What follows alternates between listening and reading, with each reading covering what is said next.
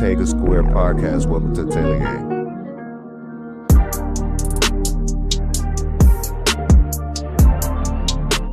Welcome back to an Ortega Squared production. I'm here with Charlie Morton.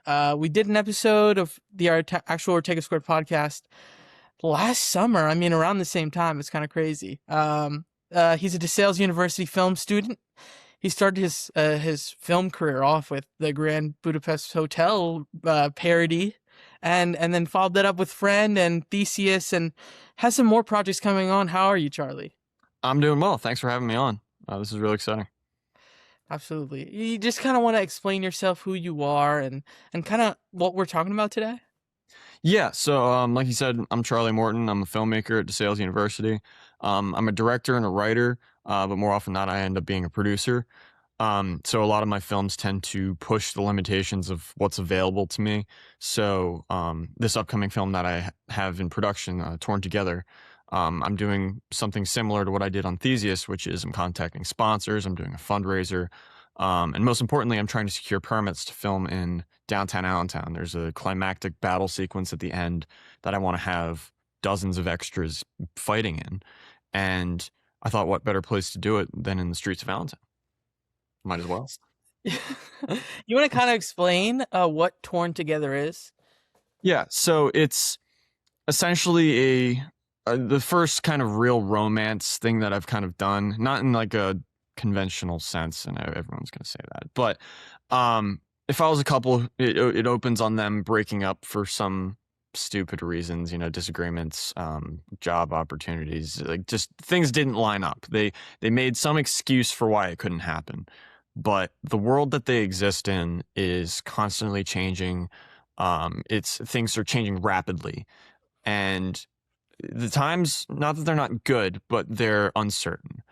And I wanted it to reflect the feeling of what is 2026, and it is a really difficult time to be 18, 19, 20 years old, 22 years old, graduating, being told that AI is going to take your job, that there's going to be these wars happening, that everything you've worked hard for and you've been promised, like the American dream, which could be argued as the bare minimum of being an American, is that you're afforded this opportunity to settle down, buy a house, have a family.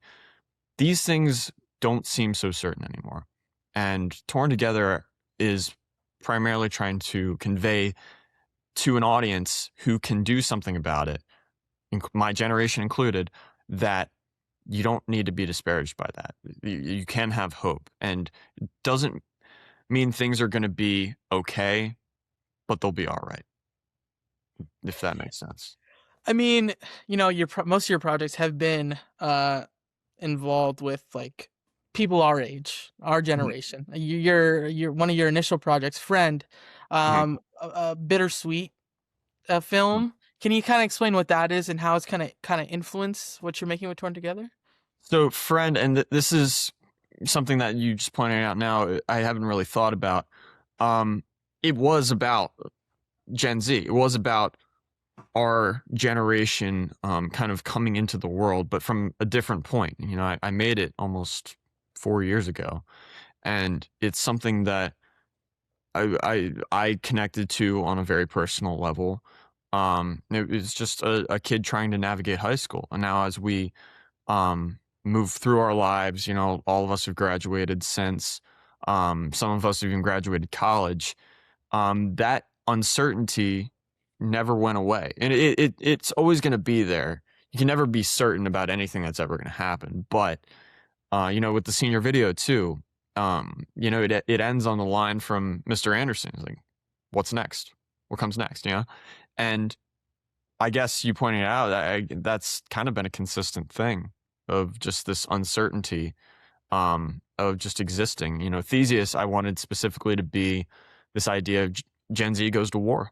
I wanted the humor and the like the dialogue between them and just the general feel of it to feel like, these are the people who are 18 years old and enlisting now. I have friends who enlisted in the Navy and are off training, and this is the world now is occupied by our generation. So to choose not to look at it through our eyes is to be, I guess, oblivious and closed-minded.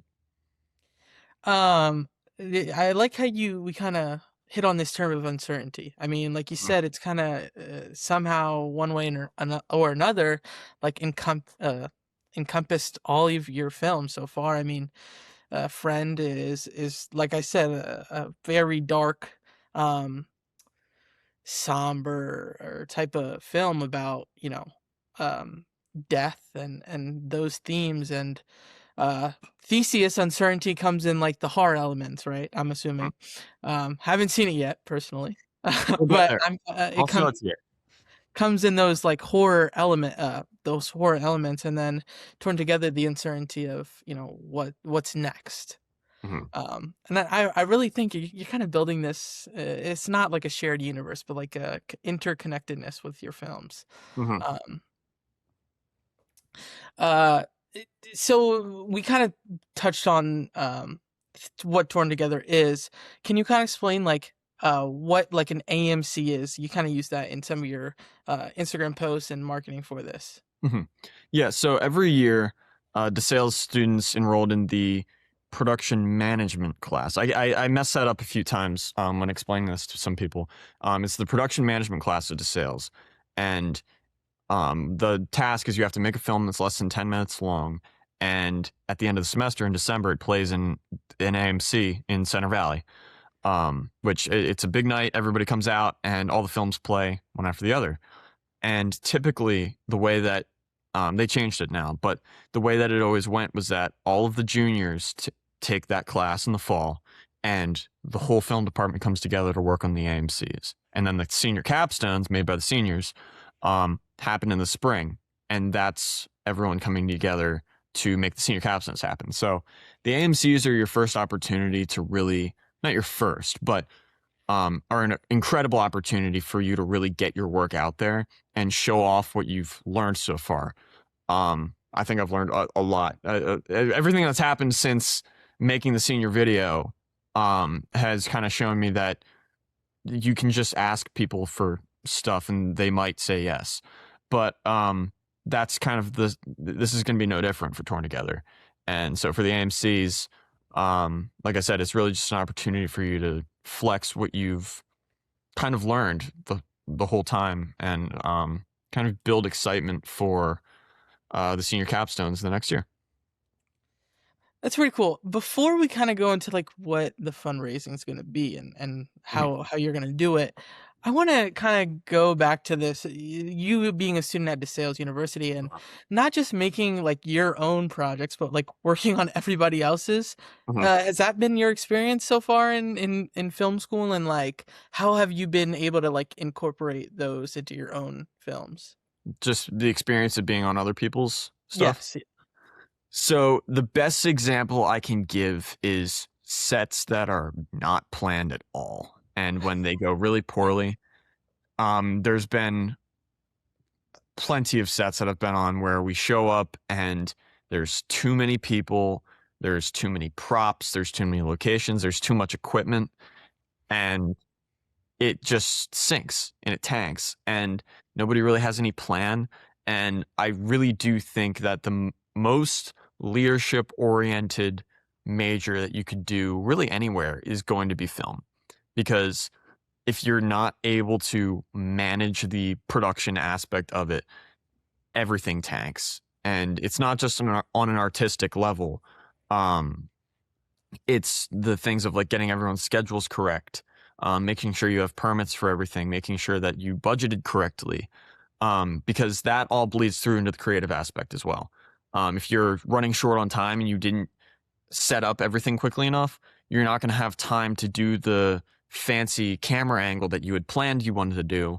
You're not going to have time to do a second or third or fourth take because you didn't plan properly. So I would say that the biggest learning experience from all of that, from being on other people's sets, has definitely been plan every single thing. Plan for the worst possible scenario always. And things are still going to go wrong. Things are still going to go catastrophically wrong. That's just the name of the game. But be prepared for it, and don't expect everything to go perfectly, because when it does, you'll just be that much more excited. But yeah, that's the biggest. I mean, I just gotta ask, like, what Yeah. have been your favorite projects to work on that weren't yours? Oh man. Um, I would have to say Shadow Creek, which was the senior capstone from this year. And it was long. It was really hard. We were filming for almost a week straight, late into the night from like 5 p.m. until like 3 o'clock in the morning, 2 or 3 o'clock in the morning, and then we would get back around 4, on school nights too. So it was brutal, but it was the most fun I've had. I got close to so many people in the film department. I was second assistant camera on it, so I got to build all of the red helium, the red scarlet cameras that they have, build the Ronin stabilizers.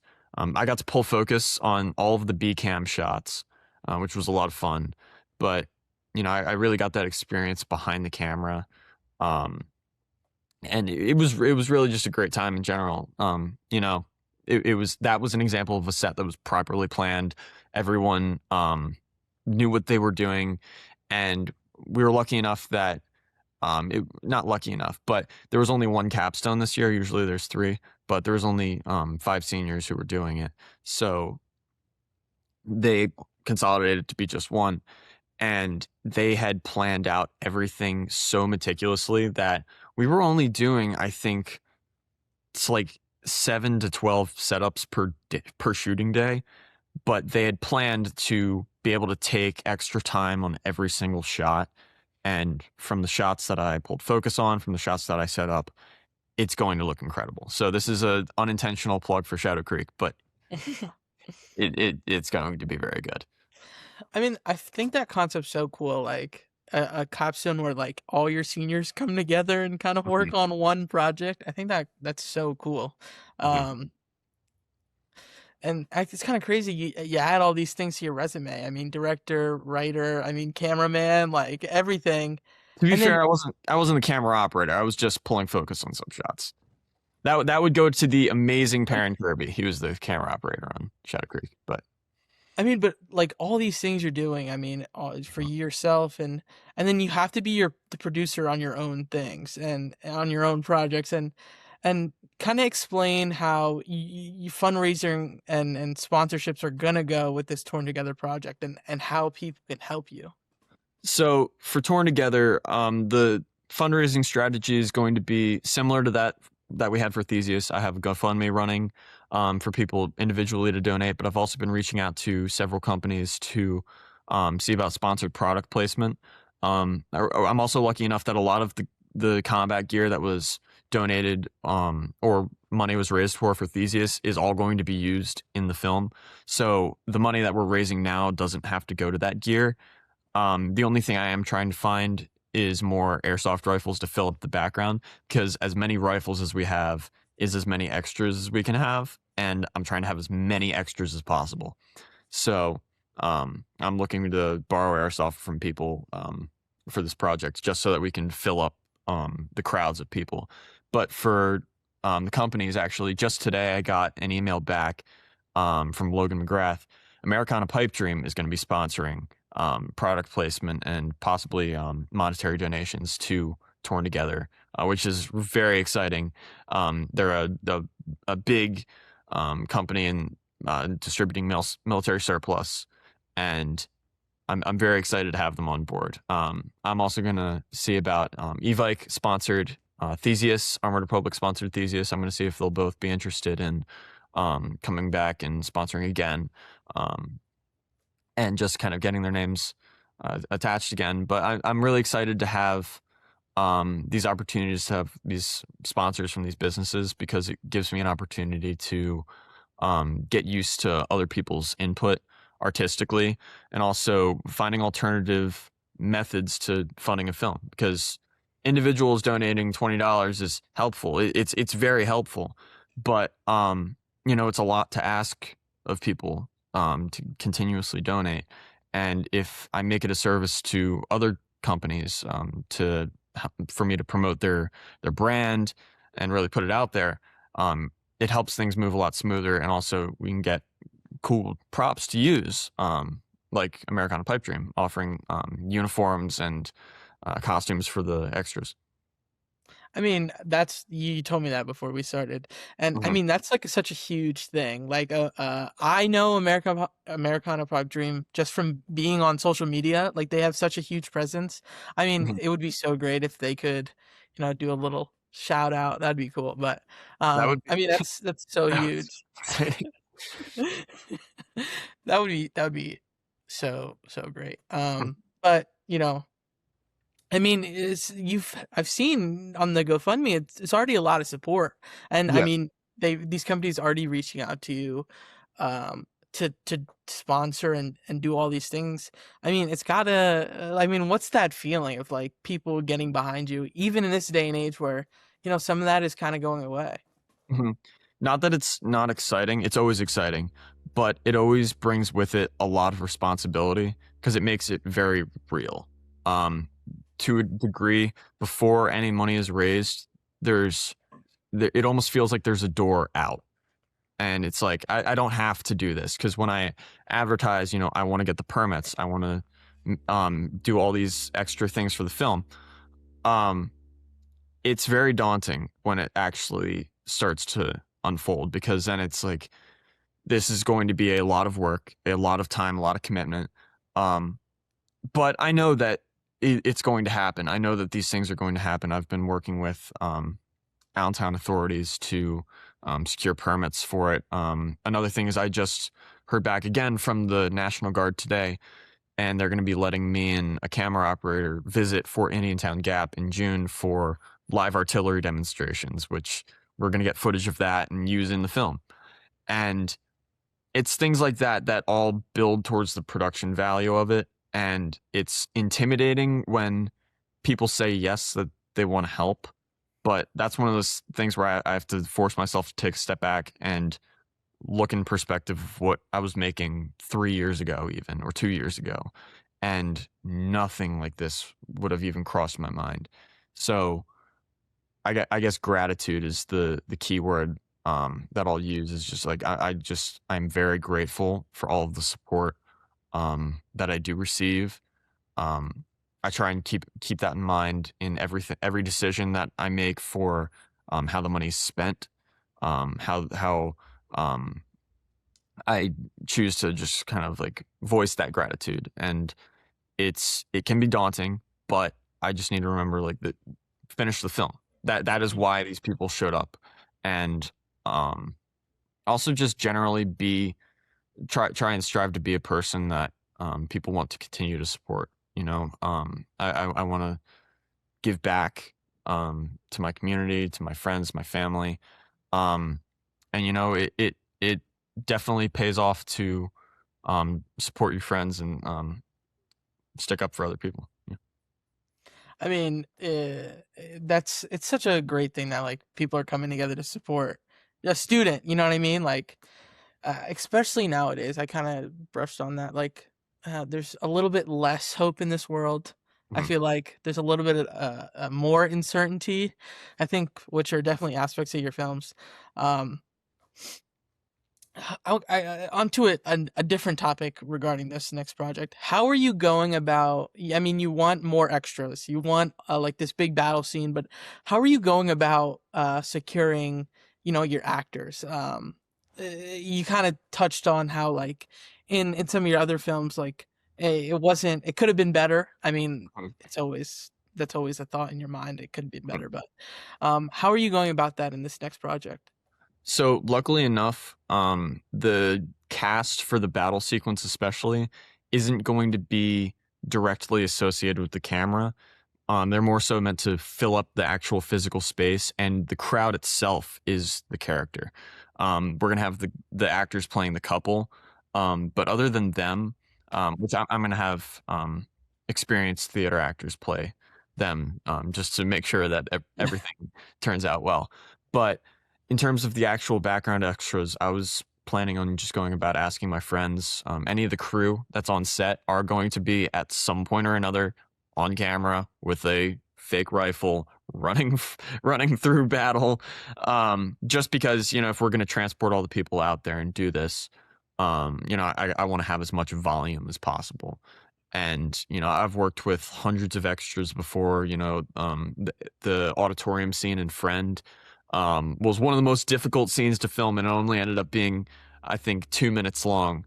But that was one thing that I remember, as I think it was 120 people were filing into the auditorium. I remember Mrs. Morningstar standing off to the side, and she looked at me. She said, "You have one shot at this." It's like, if you don't get what you need, you're not doing this again. I was like, okay, got it. But we did that, and then the senior video. There's one scene. There's one or two shots. I think. Yeah, there was 2 shots that we got in the hallway outside of Mr. Lobb's classroom, where we had, I think, 70 people while all walking out there, and that I didn't give them any notice for, and the school resource officer did come down and give me a talk about that, but I don't think they were terribly concerned. But it's I think that the volume of people will definitely contribute to the feel of the grandeur of the film. I want it to feel like an epic. Films like Lawrence of Arabia, Raiders of the Lost Ark, these adventure epics. I want it to have this feeling, as serious as it is of a subject. I want it to feel big, and I want it to feel so much bigger than it is, especially for the budget. I don't want it to look like it was a student film. And I almost hesitate to even call it a student film, because I feel like that word almost like diminishes the value of what I'm trying to do. It's a film. I want it to hold up against other films, not student films. Not that student films are bad. I think I've seen some of the most incredible works of art come out of other students, but I think that students need to stop calling their films student films and appreciate the value of their own work, because a lot of hard work, especially in the era of DSLR cameras, where you can have a full frame cinema sensor capturing your film for $4,000. A Sony A7 IV is really cheap, all things considered. That wasn't the case 20 years ago, 15 years ago. Well, 2010 kind of, but that didn't used to be the case. And 16 millimeter film used to just look like 16 millimeter film, and that was that. But now we're in an era where you can make your frames look really, really good. And I think students need to wear that on their sleeve of like, hey, my film looks really good. And I think that's a reason why, A24 even gets the reputation that it does of having incredible cinematography, is because they've always kind of been the studio that's like, let's give money to the young people, and let's give money to the people who are starting up and have something to show for it. The people who are energetic to be here and excited to be here. I know that the film industry eats people alive. I know it does, and I know it burns you out, and it's difficult, but I think that's all the more reason to support young filmmakers and give them the opportunity, because they're not always going to want to do it. And when they stop wanting to do it, the studios are going to be in trouble. So I said, let them have it. Let them try. Let them fail. It happens, but it's a learning experience. I love that you brought up A24, because that's what I was going to bring up next. Yeah. I mean, especially like the student films should be thrown away, that term. It should be films, because I mean, we have 19-year-olds getting millions of dollars for budgets to make horror movies, and who are YouTubers before that. I mean, I love that you brought up A24. Kane Parsons. I mean, incredible. I love this guy. I love Kane Parsons. Just like 19 years old, making VFX like short films about back rooms and like creepypastas on YouTube. End up getting a budget and making one of the most anticipated horror movies this year. And then 2 weeks before that, Curry, is it Curry Baker or Barker? I'm not sure. I hope I didn't butcher their name. Who made Obsession, another young person who was just a YouTuber, and they made short films with their fellow college buddies. I mean, and turning that into a movie with a $10 million budget, making $100 million in the box office is so insane. I think that line between students and people who are already in the industry, I think that line is completely blurred now. I think anyone can do it, as long as you try hard, you work hard, but you kind of promote yourself and you know what you did was good. I love that you brought that up. Have you seen either of those? And I mean, what's your ideas on those guys, man? So I'm gonna go see Backrooms on Saturday. Actually, I'm gonna go see that in theaters. I haven't seen Obsession. I've heard a lot of great things about it. But yeah, my inspiration going through high school and arriving at DeSales, Kane Parsons had obviously done Backrooms, but the A24 deal hadn't come through yet. My biggest inspiration was definitely Stephen Hancock and Evan and his whole gang that did SCP Overlord. That was my big film that I've watched over and over and over again, and was just so blown away by the production value of what a bunch of friends essentially came together to make. And when I ended up going to film school and Kane Parsons made this Backrooms movie, it gives so much hope for the future of filmmaking. And it's just really exciting that this is something that is completely within reach for so many people. And I know so many talented people that I know are going to end up as cinematographers, producers, writers, directors in this industry because of people like Kane Parsons.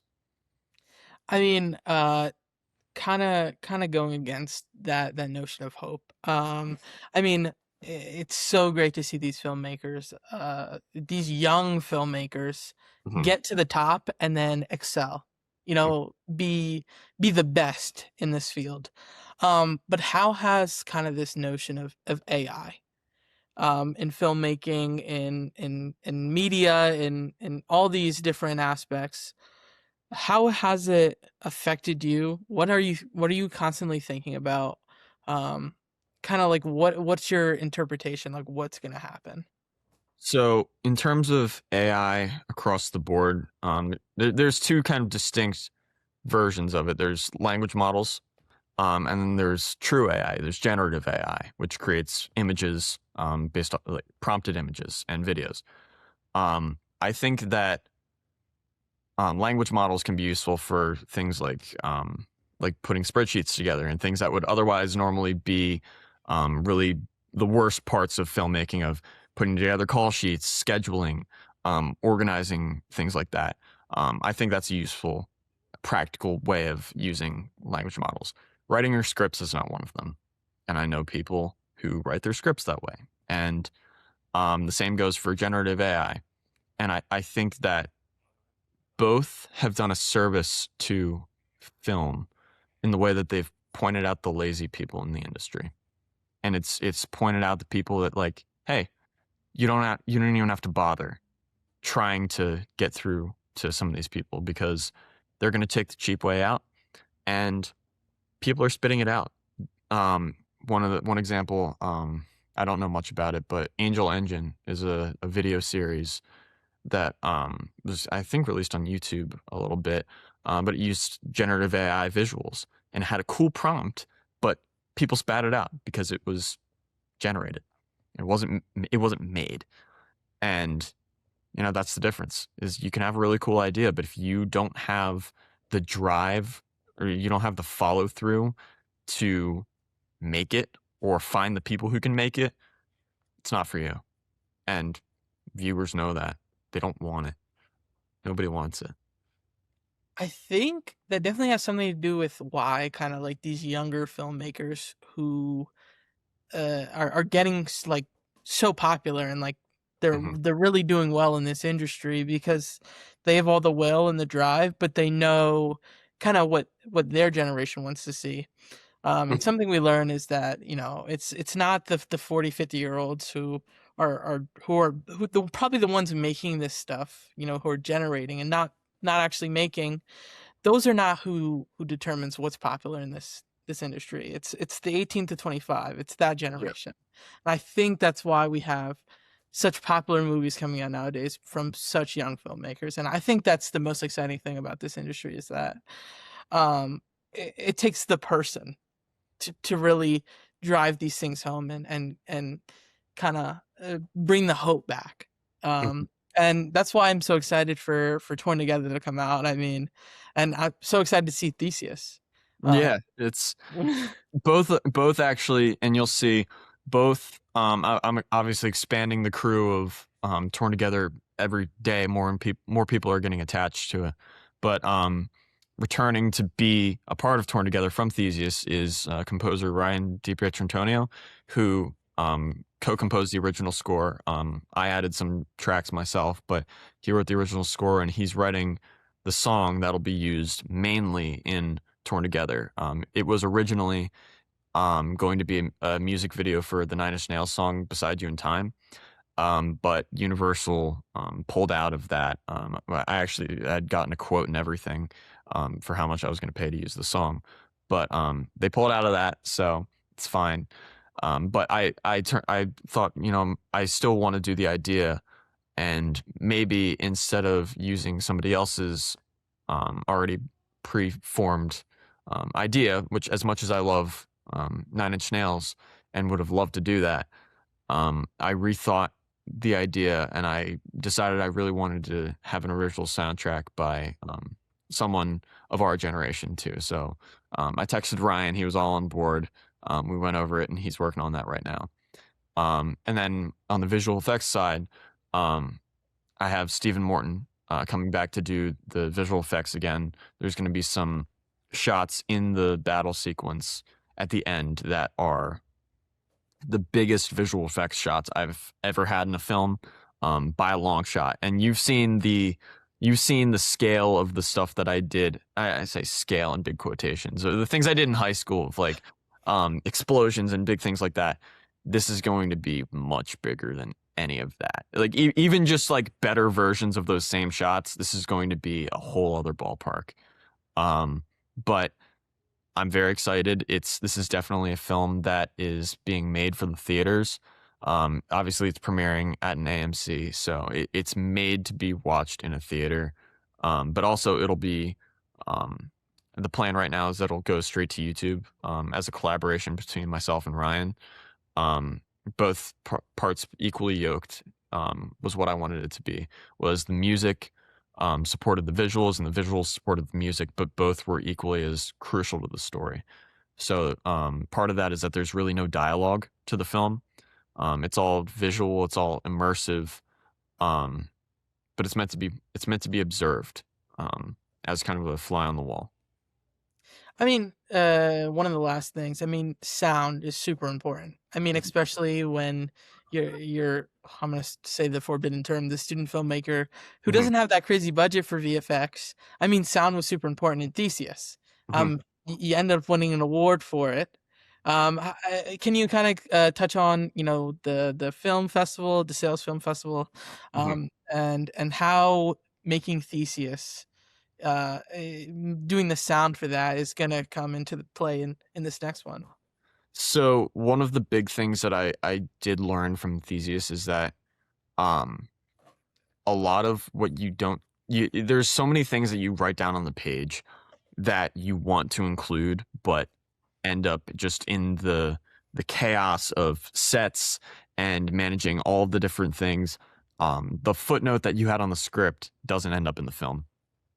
And a lot of the time you might think something is going to be a lot more intense. The camera move will be a lot smoother or less blurry or in focus in some cases.